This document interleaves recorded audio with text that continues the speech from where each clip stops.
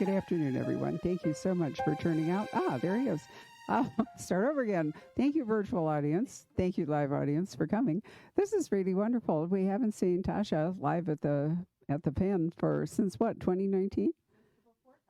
Yeah. Still? No. See? It doesn't. Just speak up. All right. I'll give.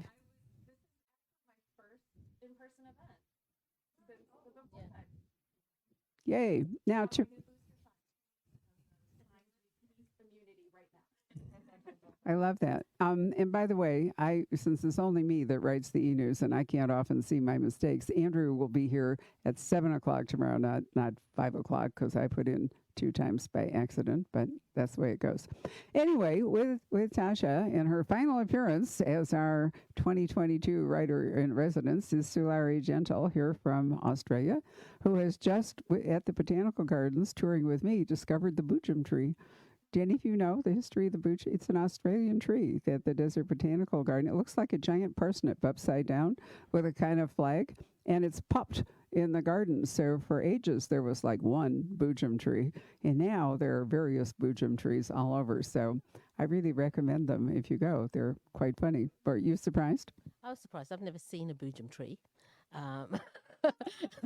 So I presume they're a desert plant, and I live in the mountains. But yeah, they're interesting. They're invasive. Like everywhere, there was Australians in the botanical garden. So, but they're quite interesting, aren't they? There's another tree that I expect you'll get in the Desert Botanical Gardens. It's called the baobab tree, and it's a big fat bottle of a tree that will eventually come to you. But it takes 1,000 years to turn into a bottle, and then. Sometimes the native people would hollow it out and there would be shelter inside. It was amazing.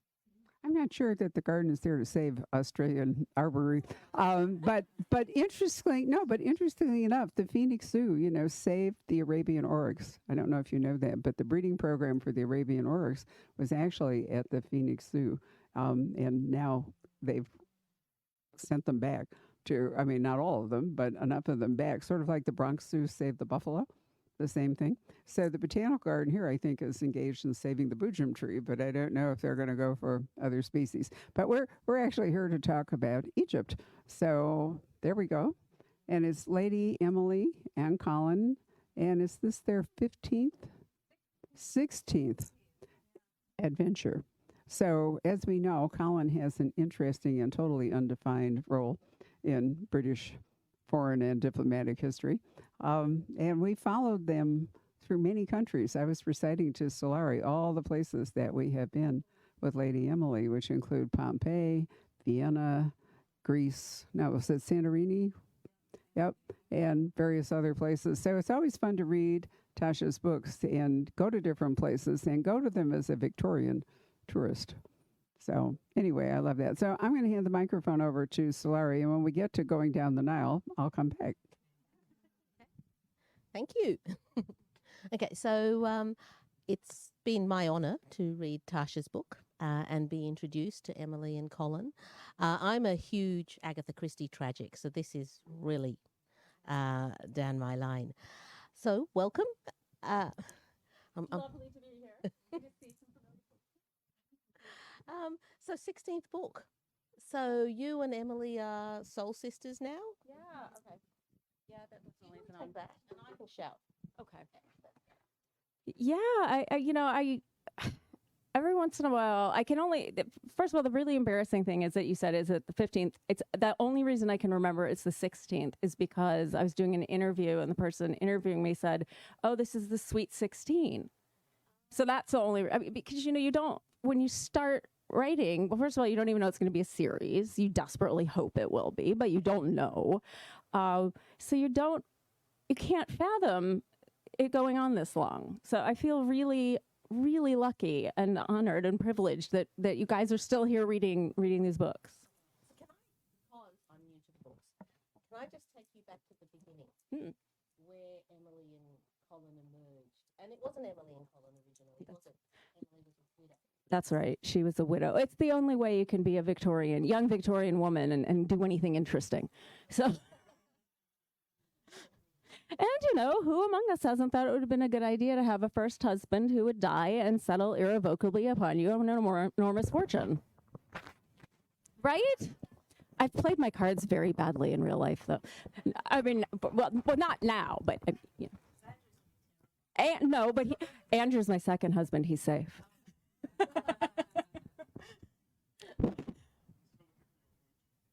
Yeah, the fortune, I'm looking for your fortune, too, but sorry. So we'll go back to the beginning with Emily. Could you just give, mainly for me, because I'm new to the series, where did Emily emerge from? What was your inspiration? When I read the series, I was reminded of Tommy and Tuppence, especially in that wonderful, loving relationship that you have between Emily and Colin. But is that what you were looking for at the time? Were Tommy and Tuppence even on your radar? Were you? I wasn't consciously thinking about them, but now that you say it, I can see that. I had a very strong visual image of someone who I did not then know was Emily. Yeah. I just got this random image of a young woman in a Victorian dress standing on the cliff path in Santorini, looking over the caldera. And it was such a strong image that I wrote it down. I wrote kind of the first paragraph of the first book, not because the plot stuff wasn't there, but just a bit of it. Yeah. And then I put that away because I had a baby. You can't write when you have a baby. Or you can never write, right? That's what you desperately want to write when you have a baby. Of course you do. Of course you do. So I put it away for, I guess, like 2 or 3 years. I don't remember, honestly, and then pulled it back out when I had decided that I really needed to sit down and start writing, because I had been saying forever that I wanted to be a writer. And if you're going to keep saying that, at some point you actually have to do it. And of course my son he was 3.5 and stopped napping forever 2 weeks before I started writing. Yeah. Of course, that's what they do. They know. Yeah. And I was just casting around thinking, well, okay, so I'm going to write a book. What am I going to write? And I dug out this folder. It was a miracle. I even found it with that paragraph in it. And so that was kind of, because when I looked at the paragraph again, I thought, well, okay, wait, who is this? How is a young Victorian woman on Greece by herself? And she's, so it was really just asking questions of myself about that image that brought me to the character. So 16 years on, how has your relationship with Emily changed? She, I don't know. I'm not sure that it has changed. We've always gotten along well, most of the time. Sometimes she does things that I think I wouldn't have done, but that's fair. Your friends do that sometimes. I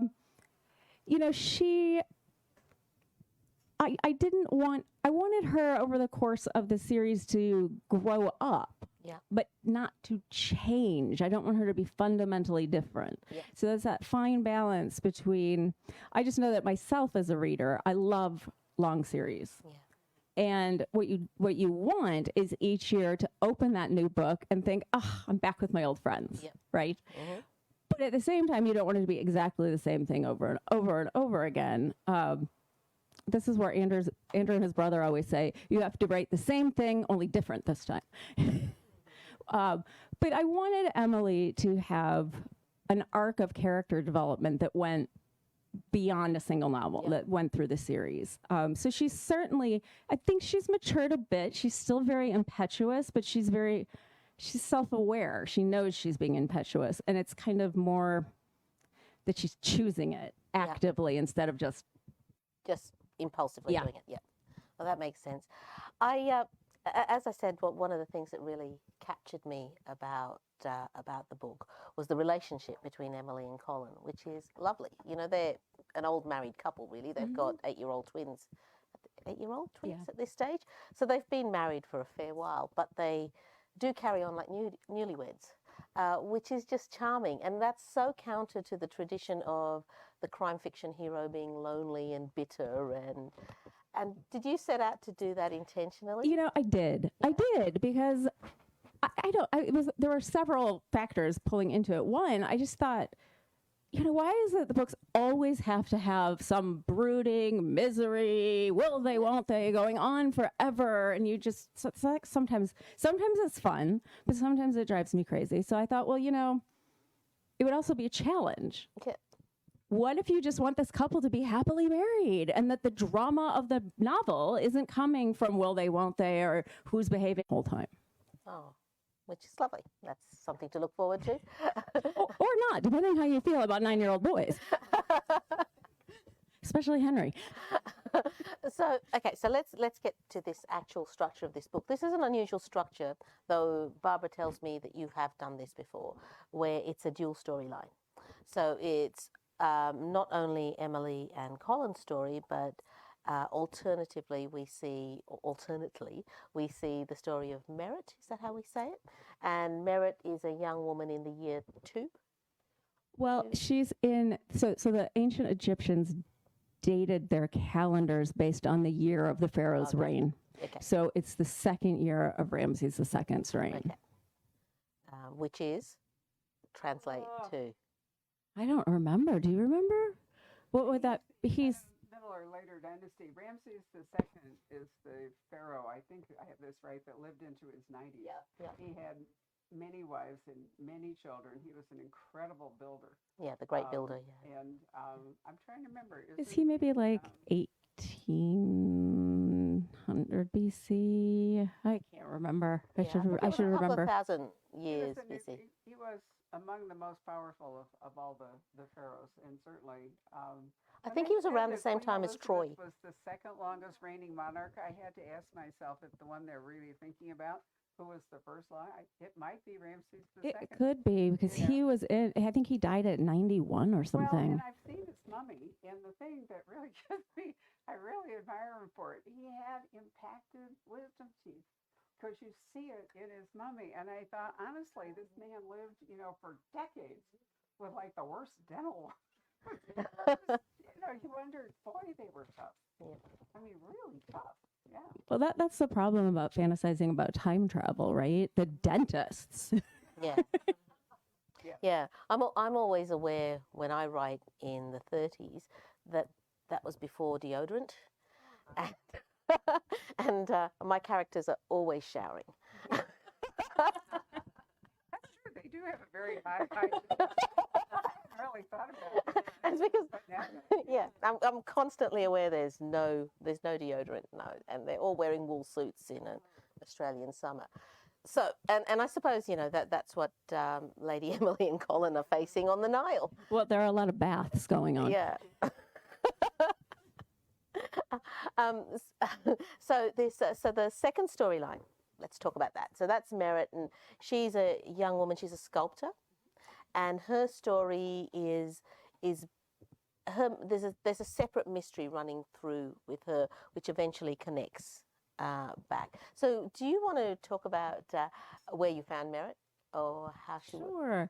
Yeah. So Merit actually. So I have been, as I think many of us are, I got obsessed with Egypt when I was a little girl and went to see the King Tut exhibit at the Field Museum in Chicago. My parents took me, and the golden mask and all that, and I just was so captivated by that, and always have been interested in Egypt. So before I started writing, I was living in New Haven, and I decided. I mean, these are the ridiculous things I do. So I have a 2-year-old. So I decided that I'm going to study Middle Egyptian at Yale because that's what you do when you have a 2-year-old and no babysitter. But in the course of learning, I just thought it would be neat to learn how to read hieroglyphs, really. And in the course of studying that, you learn the alphabet, you start learning how to translate, you learn the grammar. A lot of the most wonderful primary sources that we have from ancient Egypt come from a place called Deir el-Medina. That's what we call it now. Pademi was what the people who lived there in the ancient times called it.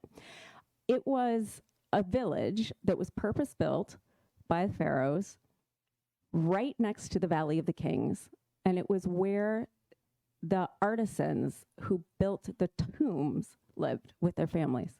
So you have this village that is exclusively interesting, really creative artistic people, and they all live there and they work on the tombs. And it's been a treasure trove for archaeologists. There are loads of papyrus scrolls that have been found there. And so stuff about daily life in ancient Egypt, I mean, I would say it's probably really the only source for primary sources, people's letters, wills, records of the lawsuits, who, all kinds of fascinating things, poetry. And so when I was studying Egyptian, a lot of the things that we were translating were things that had been found there. Okay. And so I just always had kind of in the back of my brain that what an interesting place to live that must have been, right? Because the pharaoh is going to have the best artists in the world, right? Or at least in Egypt, which is what he would view the world as anyway. But what an interesting environment, right? Because the people who were kind of like service people, they didn't live in the village. Only the artists, they were outside of the walls. Only the artisans lived there. They had to bring them in water every day because there was no well. They had to bring food in for them, but that was part of their pay. So I thought, especially because, of course, I wanted to have a female protagonist in the ancient story. And, that is tricky at different periods. Well, at all periods of history, right? But I thought, well, if you are the daughter of one of these artisans, you can't tell me that these women weren't cultured and talented too, right? So I thought that it gave me the opportunity to have a woman doing something, but also doing something kind of outside of the normal scope of Egyptian art, because Egyptian art, it's so really regulated almost. I don't know, it's very stylized. There were specific ways you made people look, how you did, skin and the way the composition was. But since Merit isn't working for the pharaoh, she can just sculpt whatever she wants, however she wants. And so it was really kind of the perfect place to put her. The Merit's voice was really interesting. It had a sort of wonderful formality that was really reminiscent of that sort of ancient times. And it's sort of, I thought it was reminiscent of when someone translates hieroglyphs. And the kind of poetry and language and structure that's used. Did you do that intentionally, or is it just? I did. I was trying to, because that's always such a tricky thing with the past. You want to signal that these people weren't speaking like we speak, and of course we have no idea what they sounded like. We don't really know what Middle Egyptian. They didn't write vowels, so the convention is to just put short e sounds between consonants and say the word, but we don't really know what it sounded like. But I think you want, as a reader, certainly, I like to feel like I'm in that time without it being so cumbersome and difficult to read that you just get tripped up and it's like a chore reading. Yeah.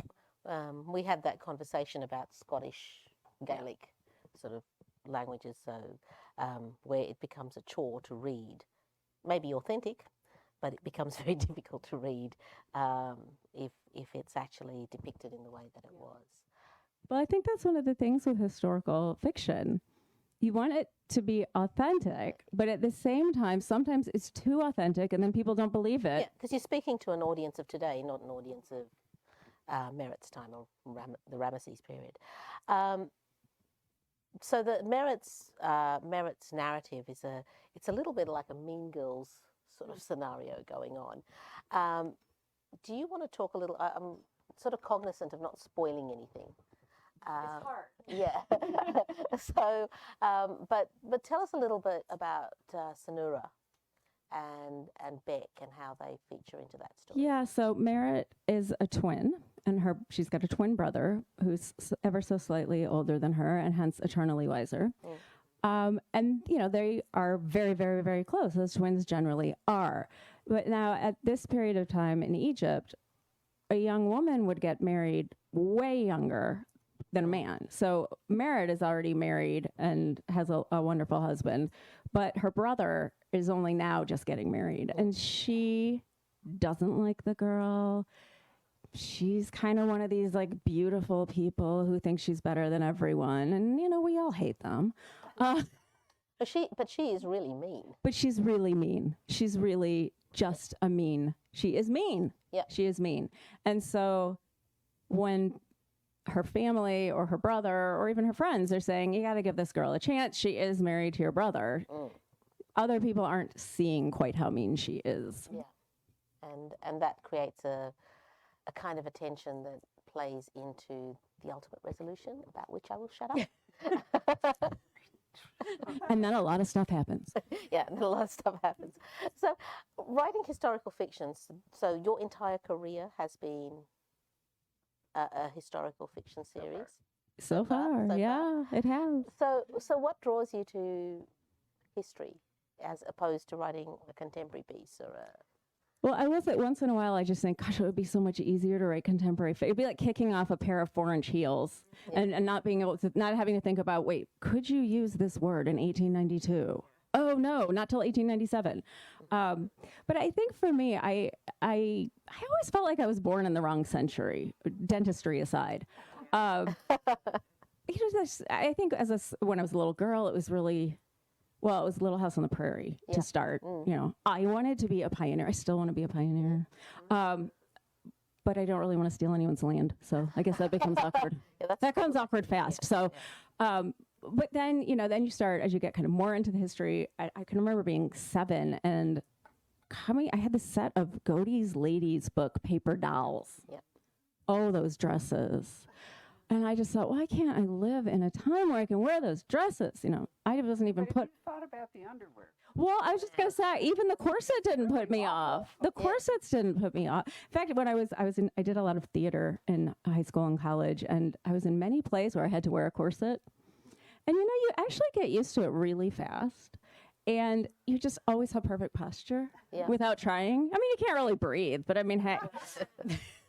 But so I was always just fascinated by the past. And one of the things that really drew me in about it was this thought that I always had that you can't ever really know what it was like. You can't. You can read all kinds of primary sources. You can, if you're looking at more recent past, you can talk to people who are alive then, but you're not going to know what it was like to walk down the street of Piccadilly in London in 1730. You're just But I loved trying to think about that and trying to figure that out. And so I think that sort of spurred me on as a child. And I get, I think writers were primarily readers, right? And so that's what I read. I read history and I read historical fiction, and that's what I wanted to read. And so when I did start writing, that's what I wanted to write. Yeah, it just seemed like the natural trends. Yeah.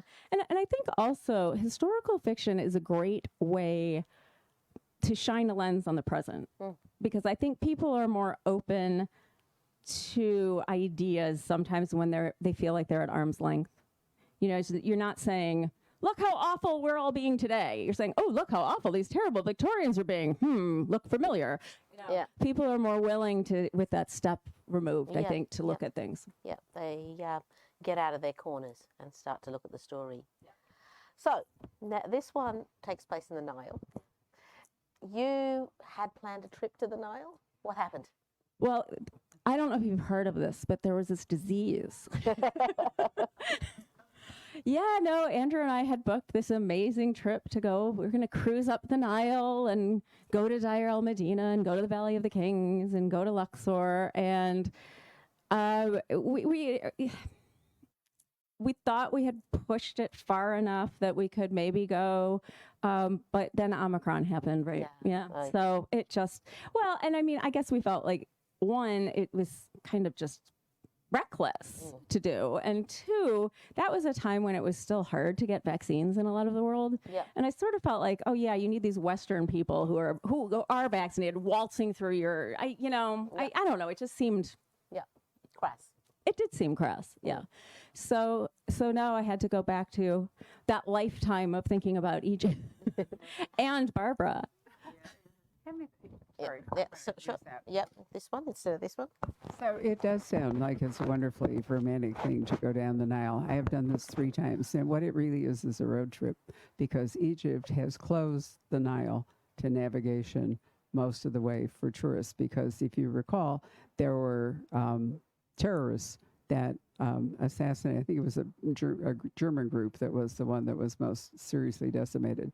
So if you land at Alexandria, if you've been in the Mediterranean, they drive you down to the Giza pyramids. Giza, where the pyramids are, is west of Cairo. Cairo is a city of probably now 25 million people, and it is impassable. So, and unfortunately, the airport is on the east side. So, in your worst nightmare of like Los Angeles or Phoenix traffic, Cairo is going to be 10 times worse, and it will take you like half the day to get across. So, anyway, you drive down, and you can sort of see the Nile from the road. The delta, which is beautiful, it looks like a lotus blossom. You can see some of that. Alexandria is a beach town. But anyway, they drive you down to Giza, and then you can go to the other things that are, I'm trying to remember, Saqqara, which is the other major tomb, and the step pyramids and so forth. I've actually never did go inside the big pyramid, but Dana and I, for authentic purposes for her research, we actually did descend, just the two of us with nobody else around. We climbed up to the top and then descended down the burial shaft into one of the tombs. I think it was the step tomb or something. And I will tell you this, that it's true if you're going down Mount Sinai. Going down is terrible. Going up is not too bad, but it's really hard to go down a very steep angle where you don't have anything much to hang on to. I kept thinking, we're going to be buried. They're going to find us.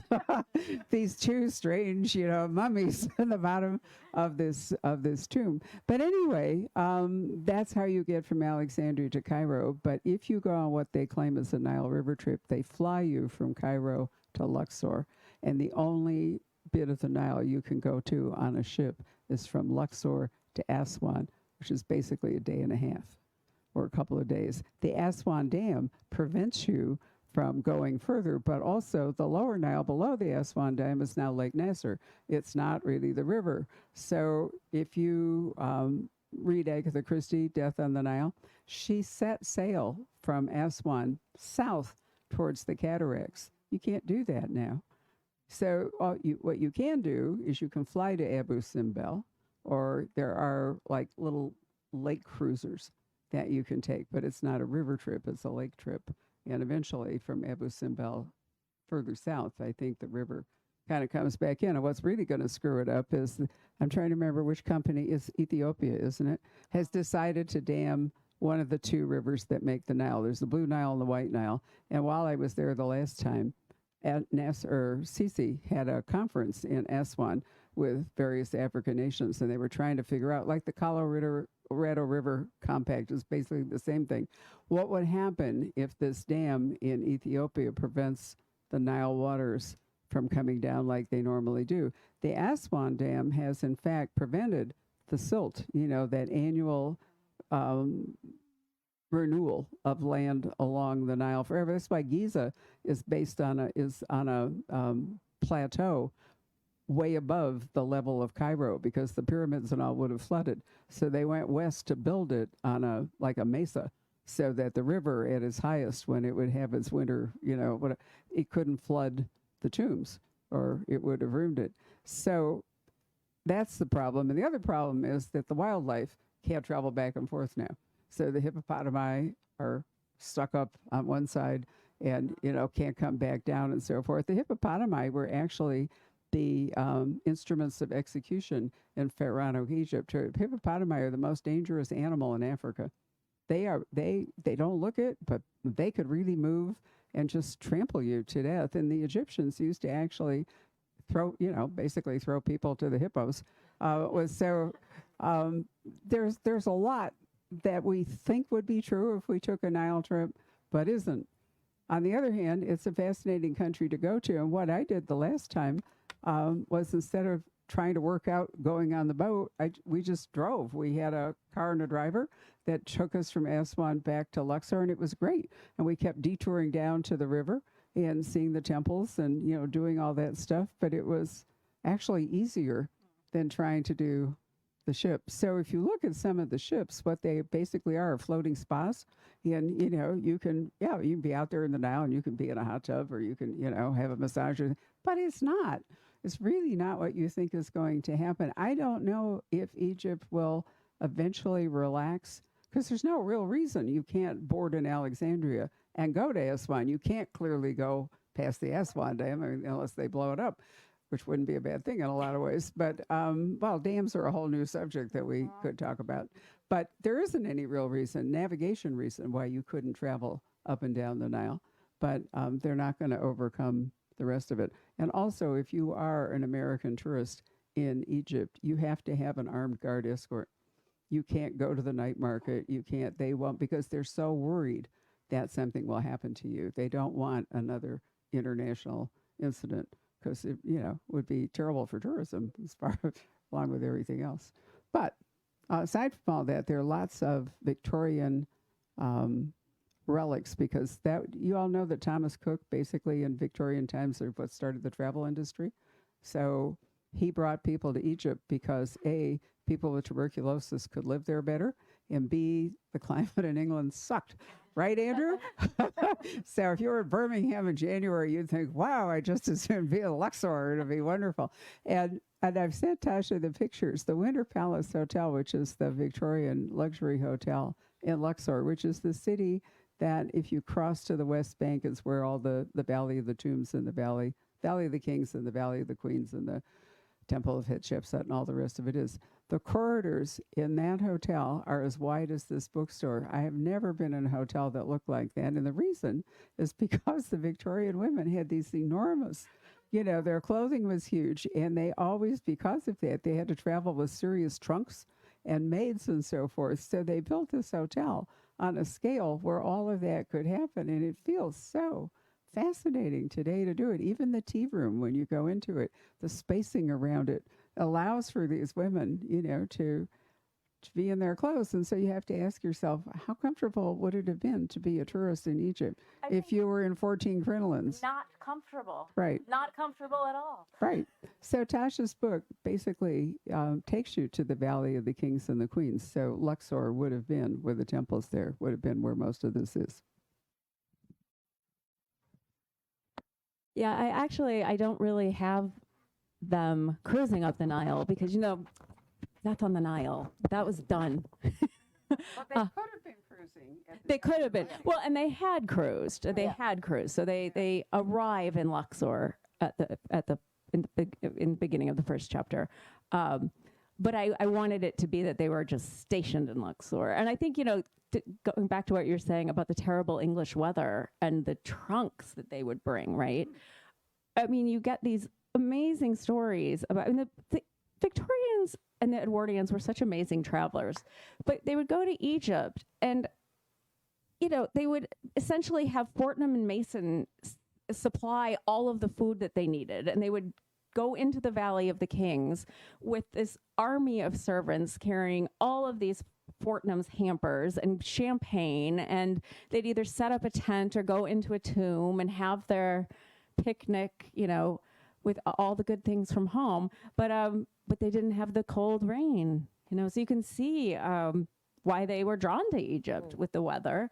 And actually, when I was doing research, I came across this duke who he wintered in Egypt every year because his health wasn't great, but he had absolutely no interest in anything in Egypt. He wouldn't go in a tomb. He didn't look at a temple. He did not care.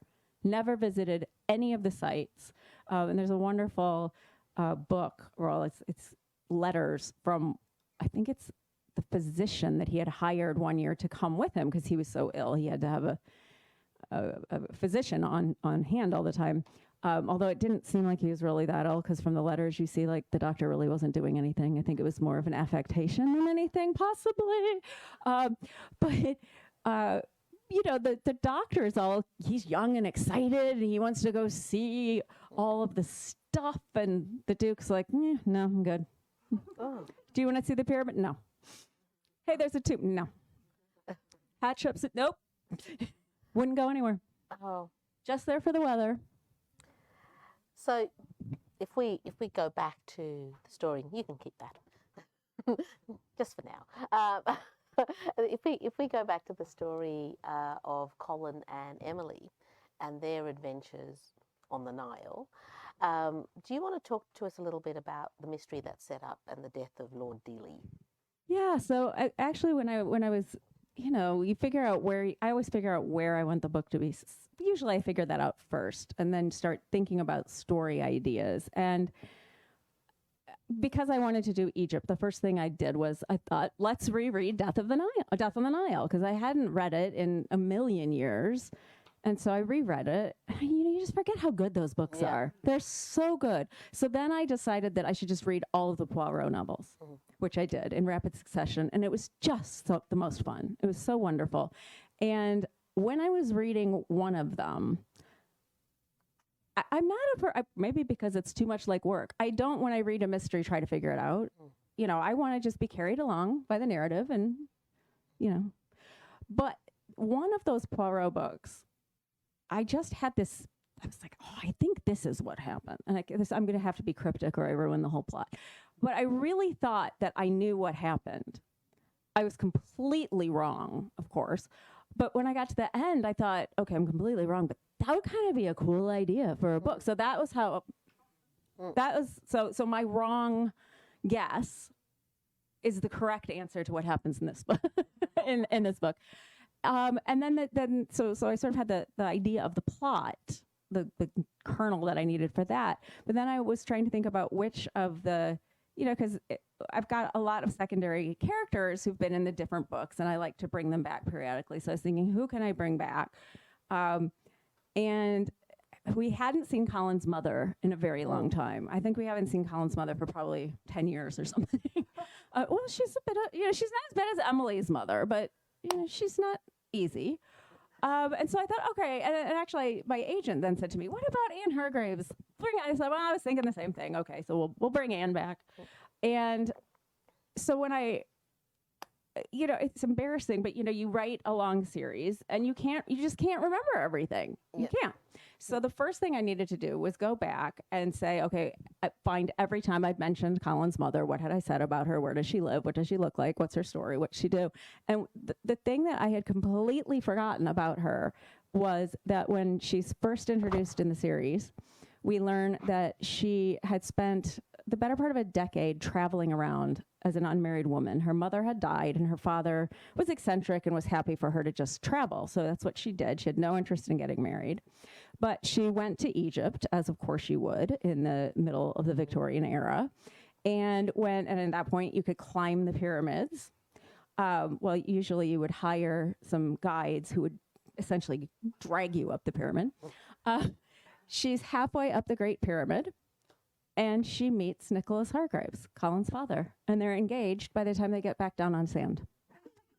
And so I thought, well, my subconscious must have remembered that, because to have her back in Egypt, I was like, this is correct. This is what I should be writing. So that was sort of how the little elements came together. And then you have the elements, and then the problem is you have to figure out how to make it a story that can be a book. and enough suspects to make it viable.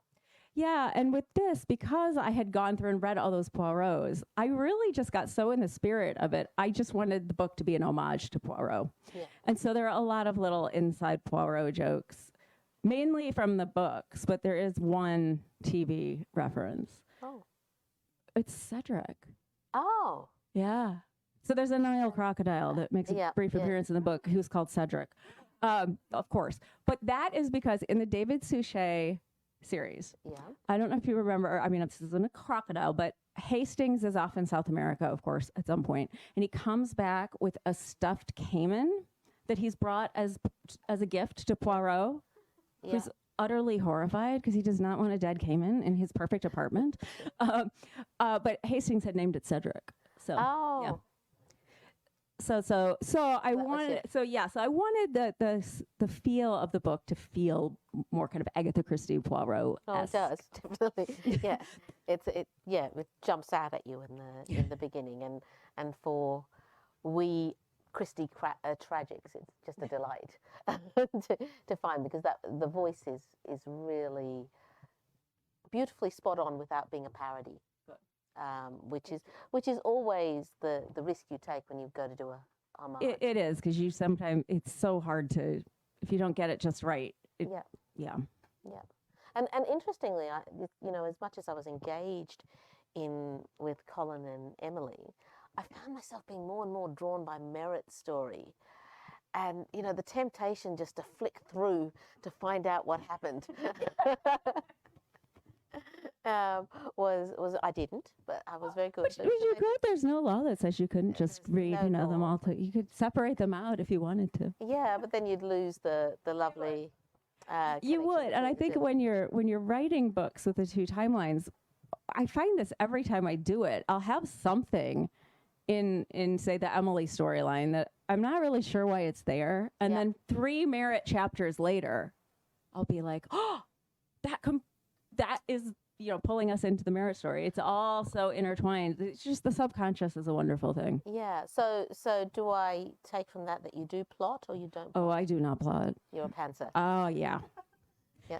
Yeah, if I wrote an outline, no one would want to read that book.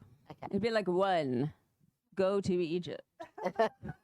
2, arrive in Egypt. Yeah, You know, okay. it would be very boring. I feel like you can't.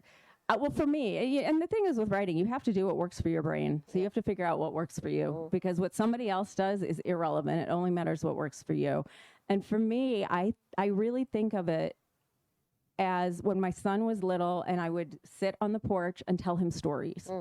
You know, you don't get to write an outline. Yeah. You just have to kind of, it was really good training ground. It makes you develop a sense where you can instinctively feel, okay, we need something to happen now. We haven't seen this character for a while, you know. Yeah. But I can't know what happens on page 206 if I haven't written up to page 205. Yeah. Okay. So let's talk a little bit more about your process. You're a pantser. Even for this sort of novel, did you write Merritt's story separately and then No. splice them? So you Nope. you did it all. Write it as you read it. Okay. A beginning to end. And then you do have moments of terror where I think, do these stories have anything to do with each other? Yeah. How are they going to come together in the end? And then one beautiful day, Yeah. you're like, oh, that's how they come together. Okay, good.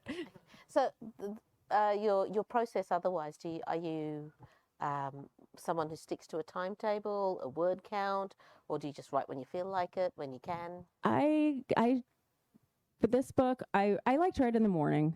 I like to write before I can be distracted by anything. So I generally brew a pot of tea, go to my office and start writing. And for this book, I would write 2,000 words a day. Yep. And stop that. Sometimes you feel like you can go on, Yeah. but I think it's better to give your brain that space Yeah. and a break to let it Yeah. percolate and do its subconscious magic. Yeah. But I when I'm in drafting mode, I mean, I will write pretty much every day. I don't want to take a day off because then you don't remember where you were. Oh, yeah. and- yeah. It's amazing how quickly you forget what you've written. Yeah. Yes. And then there's extra work to go back and read it. Yeah, and I do. I always read what I wrote the day before. That's the first thing I do, and just sort of lightly, Edit it. just do a light revision, and then move forward. So once you get to the end of that process, do you then revise the entire manuscript, or is that what you send off the agent? Well, what I'd like to do ideally is I get to the end of that first draft and I let it sit for like 2 months. Right. Longer if possible. And I don't look at it or think about it. I usually read and Yeah. go hiking and whatever. Work on something else, But I want to try to read it where there's enough space that it's almost like you're I mean, you can't ever read your own book for the first time, really, because you know what happened. You wrote it, But I like to try to get as much distance as I can so that I can sort of read it with fresh eyes. Yeah, it's where that forgetting business Yeah. works for you. Yeah. Rather than against you. Yeah, because I think especially with a mystery, you need to get the suspense right. And sometimes when you're drafting, you know this is a clue. Yep. So you can't tell if you're being too heavy-handed or if you're being so. I was just talking to my editor a couple days ago about the next book, and there's one clue. He's like, "That's just way too subtle." And when I was writing it, I remember thinking, "God, this is so obvious. I'm gonna have to," but I couldn't tell because Yeah. I knew. Yeah. And then at that point you revise. Yeah, then I revise. Well, actually, Andrew usually reads before I've revised it all. He reads the unvarnished horror, and then I revise and give it to my agent. Okay, so he gives you comments back, feedback back on that. Yep. And your marriage has survived, so obviously it's He's a very insightful reader. okay. I do the same thing. And in fact, it's probably been good for my marriage rather than. Yeah. But no, I think because I mean, it's certainly very intimate. Yeah. I mean, you're so vulnerable giving someone your book to read. Yeah. Right? Yes.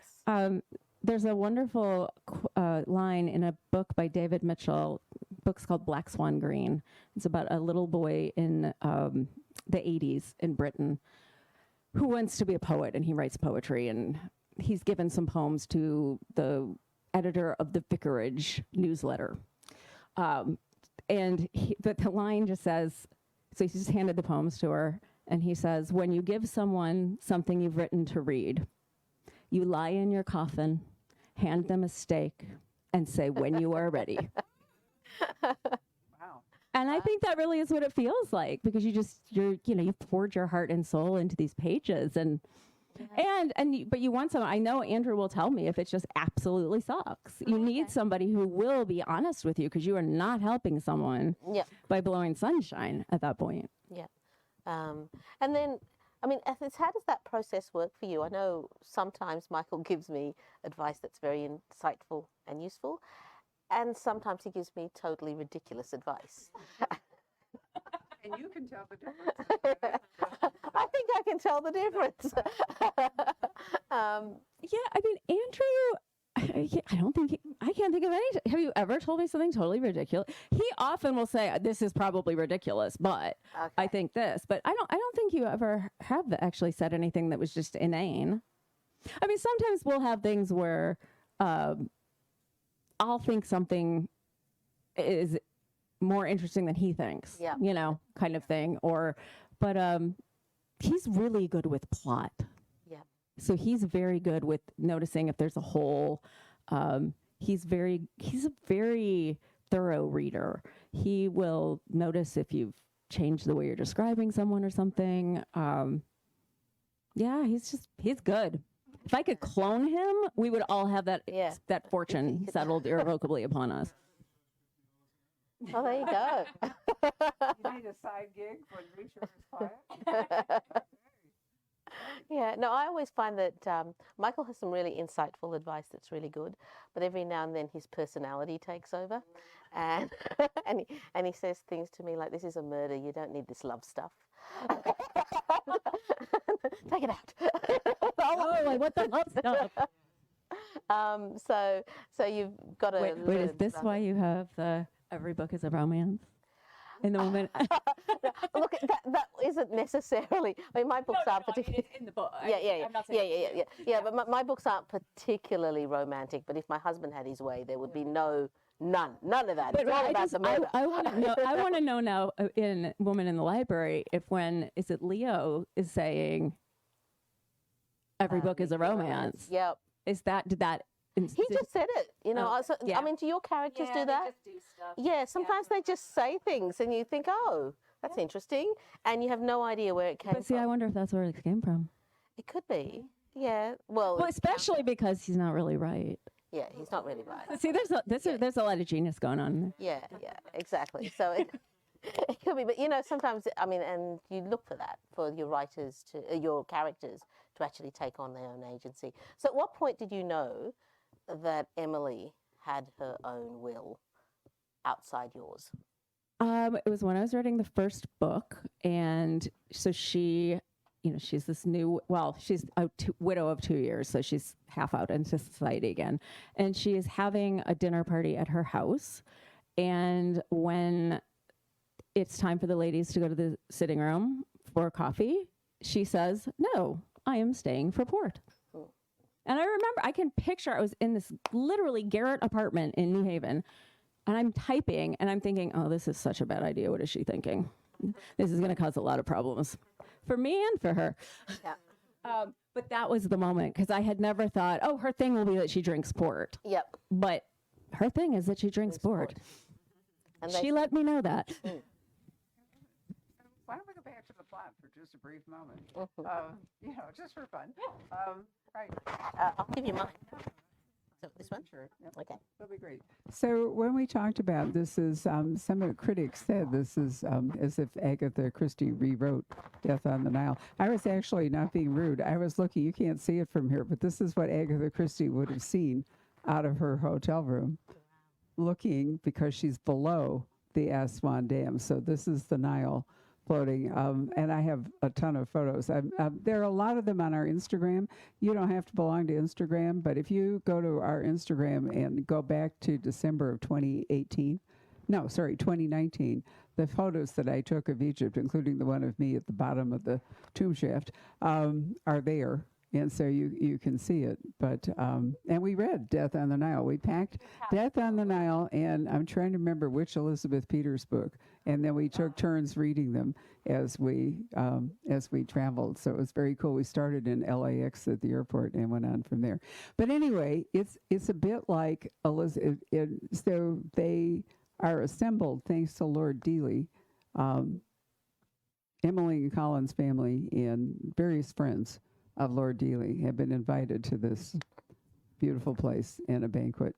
And the banquet, Lord Dealey dies. He's, and it has to be poison. Now, you all know that Agatha Christie actually knew poisons because she worked in a pharmacy, or whatever the British term. What's the British term, Andrews? It actually is pharmacy, during the war. So she really knew poisons. She was great. As opposed to Dorothy Sayers, who in one of her famous novels, when somebody dies by mushroom poisoning, got the mushroom wrong. Oh. She did. She has the wrong, so Agatha Christie and Ellis Peters also were, because they served in wartime pharmacological roles, they actually knew poisons. So Lord Dealey dies by poison, and only a certain number of people could have done it, right? So it's that classic setup that Christie loved, the country house murder, the close circle, whatever. But what happens is you get to explore all of the relationships that Lord Dealey had leading up to this moment.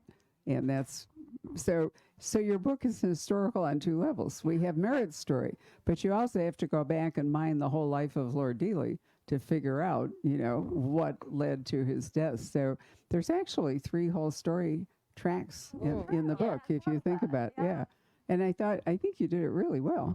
And as in a really good mystery, what you think is true isn't necessarily true. So you have to get all the way to the end. Right. So I thought you did a wonderful job with it. Thank you. And she also did that with the Pompeii book. Do you remember that there was another story about a young woman in Pompeii who was, what did they find her? She was a slave. Yeah, but she was found in the ashes. I can't remember. But anyway, sort of a similar thing where the body was preserved because Pompeii also did that. So is this a style you're going to continue for future books? Yeah, because I guess I started doing it with a Venice book. I can't remember what number that was. And that was just, I don't know. I was going back to that. I'm like a broken record. I love reading books with 2 timelines, and you get 2 different time periods in history. And so I did that in the Venice book, and I just have gone deeper into that each time subsequently. Oh, and I have to say, this is something of a non sequitur, but you said Elizabeth Peters. Emily does see Amelia Peabody while she is in Egypt. Yeah. I had to be very careful because I didn't want to put words in Amelia's mouth, but Emily is having tea with Howard Carter on a terrace, and a formidable British woman comes by, and so if you know it's Amelia, you know it's Amelia. Barbara, I have a couple quick questions from YouTube. Hopefully. Liz would like to know, Tasha, and Sulari, feel free to jump in with your books as well. Who are your favorite characters within your novels? And then she also wants to know if any more Lady Emily Christmas novels or novellas are going to reappear. Okay, well, favorite characters. Sorry. Favorite characters. That's. I mean, I love Emily. I have to love Emily and Colin. But it's like picking your favorite children. And I like Henry. Henry. I like Henry a lot. Henry is really fun. He has a really small part in this book, but I really like him. But he gets the job done, doesn't he? I know. That's He's got a Henry. presence. That's Henry. Yeah. twin puppies, and it's so interesting to me that people bond with one or the other. They Yeah. really do.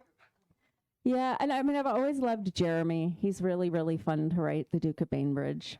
When Jeremy's in a book, it's just always easier to write because you could just write 500 pages of Jeremy being useless and witty. And of course, then there wouldn't be a plot, which would probably be a problem. But as for the Christmas novellas, I mean, I haven't really thought about it for a while. I probably should do another one at some point. They're harder than you would think, though. Have you had to do a novella, a little? But they're not even really novellas. They're like long short stories. But you have to have all of the elements that go into a whole novel. Only it has to be really short. So it's actually quite hard. Yeah. So, but I would not be opposed to doing it again. Don't tell my editor that. Also, somebody commented that you've been with your publisher really for the longest time, and that's really unusual for a writer. Usually you move publishers around. So what's that been like for you? What's it been like to be just a part of that publishing Yeah, house? well, so the first 3 books in the series were with HarperCollins, and I really liked them. But when they offered the next contract, it was disappointing.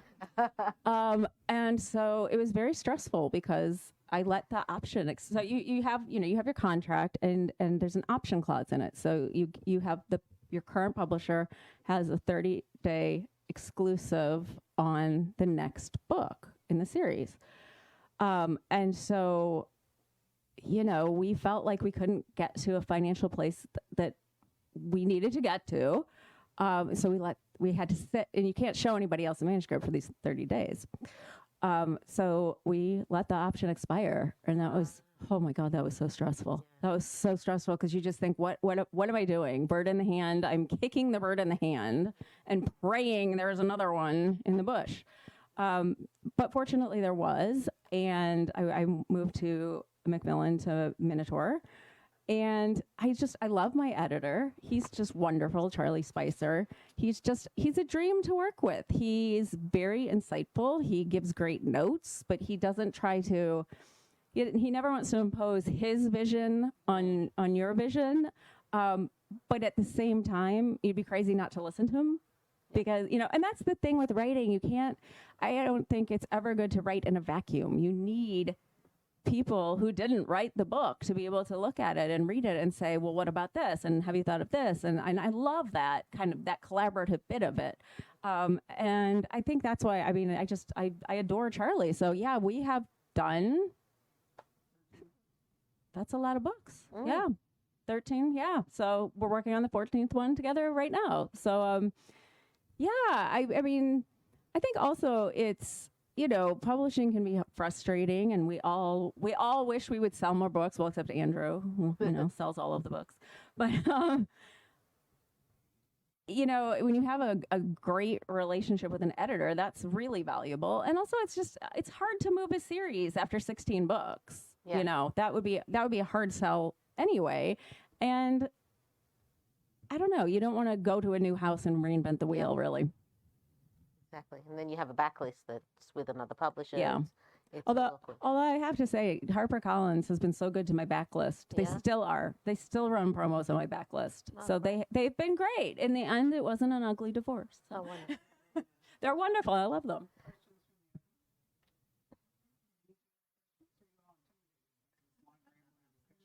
I have found the tea room at this is where Agatha Christie would have been. And I'll try to find my photos of the Luxor, the Winter Palace. Did you see this? No, They're great. And the chairs actually have, you can't really tell. I'll try. They're animals. So the arms, see the arm of the chair, they're monkeys. Which I think is very cool. Yeah.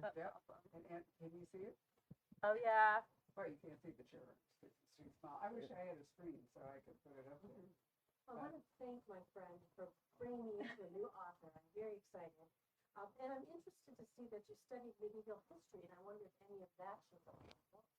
Well, it does. Because let's see. Uneasy Lies the Crown has, I'm trying to think, I had 2 books with medieval. That one, the secondary storyline is kind of is Henry V pre-Agincourt, and the story of how Colin's family came to have the beautiful estate that he has because of services done for Henry at Agincourt. And then that's also got in the Emily story a lot about the tower features in it. It's set in London, well, the Emily part. So that's got some medieval stuff going through it. I'm trying to think what other ones have medieval. Yeah, I mean, the Venice book, it's Renaissance really, which is not medieval, but you know, yeah, I'm trying to remember if there's anybody else that's medieval. I mean, Uneasy Lies of the Crown would be the most medieval. And thank you for coming. Hello. We hope you're enjoying our programs and podcasts with authors. We'd like to expand them, and your help would be appreciated. Please make a donation at poisonedpenfoundation.org. 100% of the proceeds will go to help connect authors with readers in this difficult time. Thank you.